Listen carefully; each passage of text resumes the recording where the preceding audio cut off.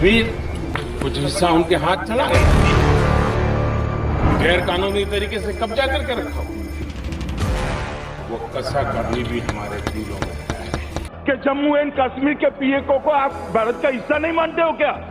Aggressive ना हो, जान दे देंगे इसके लिए। भारत ने पाकिस्तान की धमकी से डरने की नीति को छोड़ दिया। पाकिस्तान द्वारा कब्जा होने वाला पीओके को वापस पाने की हसरत हर एक देशवासी की है, लेकिन क्या आप जानते हैं कि पाकिस्तान ऑक्युपाइड कश्मीर यानी कि पीओके की कहानी क्या है और भारत इसे कैसे वापस पा सकता है? सिर्फ राजनीति ही नहीं बल्कि कूटनीति और भौगोलिक स्थिति के चलते भी पीओके यानी कि पाकिस्तान ऑक्युपाइड कश्मीर एक पेचीदा मामला है। इसका नाम पीओके इसलिए पड़ा क्योंकि पाकिस्तान इसे कब्जा करके रखा है। जम्मू कश्मीर 2,22,236 वर्ग किलोमीटर इलाकों में फैला हुआ है। इसका आधा हिस्सा पाकिस्तान की कब्जे में है, जिसे हम पीओके कहते हैं। अब सवाल ये उठता है कि भारत की अभिन्न अंग जम्मू कश्मीर का इतना बड़ा हिस्सा पाकिस्तान की झोली में कैसे पहुंचा? इसे समझने के लिए हमें थोड़ा पीछे जाना होगा।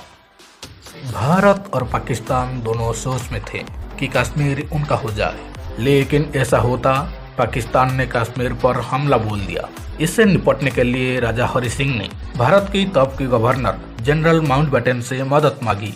उस वक्त राजा हरि सिंह ने काफी सोच विचार के बाद भारत के साथ मिलने का निर्णय लिया। उसके बाद भारतीय सेना कश्मीर भेज गई। दोनों देशों के बीच भीषण युद्ध हुआ। इस हमले का भारतीय सेना मुंहतोड़ जवाब दे ही रही थी कि इस बीच तत्कालीन प्रधानमंत्री पंडित जवाहरलाल नेहरू ने भारत कश्मीर का मुद्दा लेकर यूएन पहुंच गए।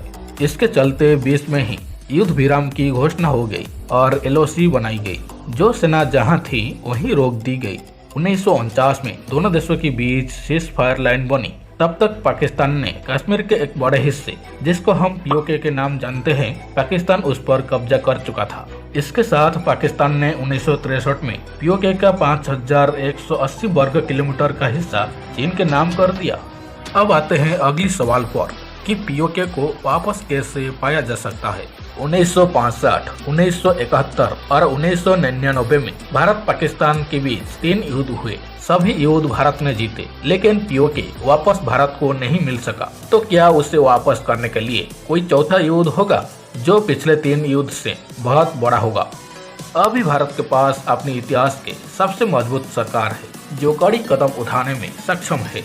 एक बात तो साफ है कि पाकिस्तान बातचीत के जरिए पीओके को भारत के हवाले नहीं करेगा। इसलिए पाकिस्तान के खिलाफ कड़ा कदम ही एकमात्र रास्ता है। जम्मू कश्मीर से धारा 370 हटने के बाद जाहिर सी बात है कि वहां अब काफी विकास होगा और वहां के विकास को देखकर पीओके की जनता भारत में शामिल होना चाहेगी। पीओके की लोगों को साथ ले लेना भारत के लिए पीओके को हासिल करने का रास्ता आसान कर देगा। इसके बाद एक रास्ता और भी है। अगर भारत पाकिस्तान को एफएटीएफ की ब्लैक लिस्ट में लाने में सफल हो जाता है तो पाकिस्तान एक आतंकपरस्त देश घोषित हो जाएगा और कोई देश उसकी मदद नहीं कर पाएगा। ऐसे में पाकिस्तान और कमजोर हो जाएगा और उससे पीओके को लेना भारत के लिए आसान होगा। गिलगिट बाल्टिस्तान में सीपीएस के तहत चीन के इन्वेस्टमेंट की वजह से पीओके में खतरा पाकिस्तान से ज्यादा चीन से है।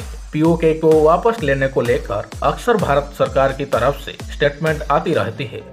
जम्मू एंड कश्मीर के पीएको को आप भारत का हिस्सा नहीं मानते हो क्या? एग्रेसिव ना हो, जान दे देंगे इसके लिए। 2019 में विदेश मंत्री एस जयशंकर ने कहा था कि पीओके भारत का हिस्सा है और जल्दी इस पर भारत का कब्जा होगा। राजनाथ सिंह ने भी ये साफ कर चुके हैं कि पीओके भारत का हिस्सा है और भविष्य में ये भारत के साथ बना रहेगा।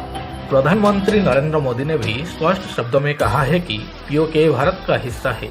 जैसे कश्मीर से 370 हट गया है, वैसे ही पीओके भी भारत को वापस मिल जाएगा। आई होप आपकी ये सारी जानकारी अच्छे से समझ में आ गई होगी और इंटरेस्टिंग भी लगती होगी, और लगी हो तो वीडियो को लाइक करें। साथ ही आप चैनल में नहीं है तो चैनल को सब्सक्राइब करें।